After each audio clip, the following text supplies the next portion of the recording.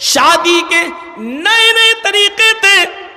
لڑکا نکاح کر کے کسی لڑکی کو اپنے گھر لاتا تھا, اس کے ساتھ پہلی رات وہ اپنی بیوی کے ساتھ نہیں گزارتا تھا, بلکہ اپنی عورت کو کسی اپنے دوست کے گھر بھیج دیتا تھا اور اپنے دوست سے کہتا تھا کہ تم اس کے ساتھ ملو, تم اس کے ساتھ مجامعت کرو, ہم بستری کرو.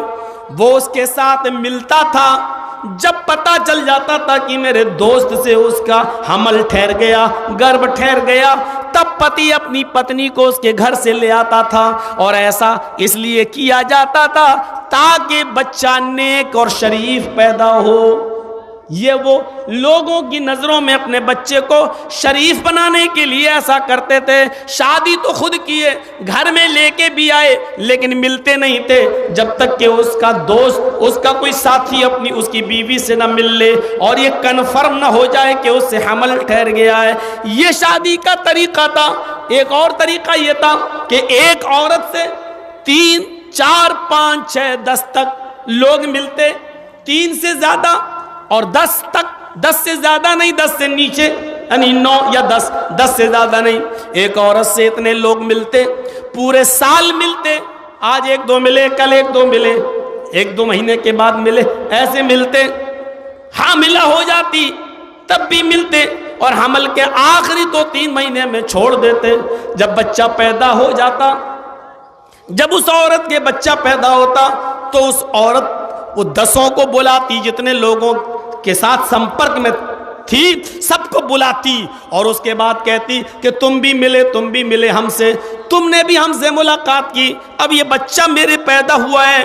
اب یہ عورت اس بچے کو جس کی گود میں رکھ دیتی, یہ عورت اس بچے کو ان 10 لوگوں میں سے جتنے لوگ اس سے ملے جس کی گود میں رکھ دیتی تھی, یہ اسی کا بچہ مان لیا جاتا تھا اور یہ اس کی پتنی مان لی جاتی تھی, اور جس کی گود میں بچہ رکھا گیا وہ اس عورت کا پتی مان لیا جاتا تھا, اور مجال نہیں تھی کہ کوئی اس سے انکار کرے. یہ سب شرافت اور طہارت کے نام پر ہوتا تھا. نکاح کا ایسا بھینکر, اس طریقے کے بھینکر طریقے تھے.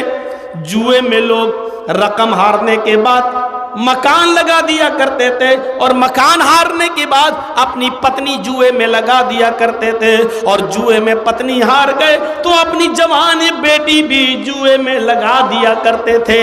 میرے بھائیوں, اتنا اندھکار تھا, اتنی جہالت تھی. ویدوں کے آدھار پر دیکھا جائے, ویدوں کے آدھار پر تو جہالت تھی. محمد صلی اللہ علیہ وسلم کے آنے سے پہلے اسی کو کہا گیا اگیان ہیتو کرت موہ مداندھکارم ناشم.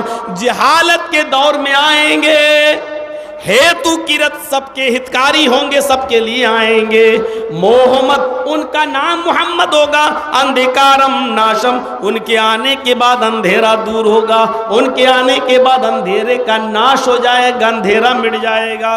محمد رسول اللہ کے آنے کے بعد ایسا اندھیرا مٹا کہ آج بھی سعودی عرب کی سرزمین پر جا کر دیکھ لو, اگر آپ کا 10 ریال 20 ریال 100 ریال اگر زمین پر گر گیا ہے, پڑا ہوا ہے, تو کسی کی ہمت نہیں پڑتی ہے کہ وہ اس کو اٹھا لے, کیونکہ CCTV کیمرے دیکھ رہے ہیں.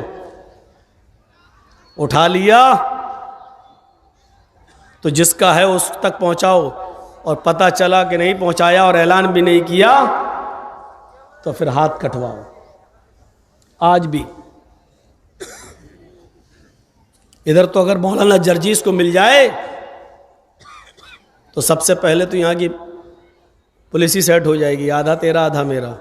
اب جس کا ہے وہ چیخ رہا ہے, لیکن اب اس کو نہیں ملے گا, ہٹ ملا ہی نہیں, ہے ہی نہیں. وہاں یہ اٹھائیں گے تو ہاتھ کٹنے تک کی نوبت آئے, پڑا رہتا ہے. کبھی کبھی ایسا ہوتا پولیس کو اٹھانا پڑتا اور وہی باکس میں ڈال دیتی ہے. یہ حالت ہے, ایسا اندھیرا بیٹا.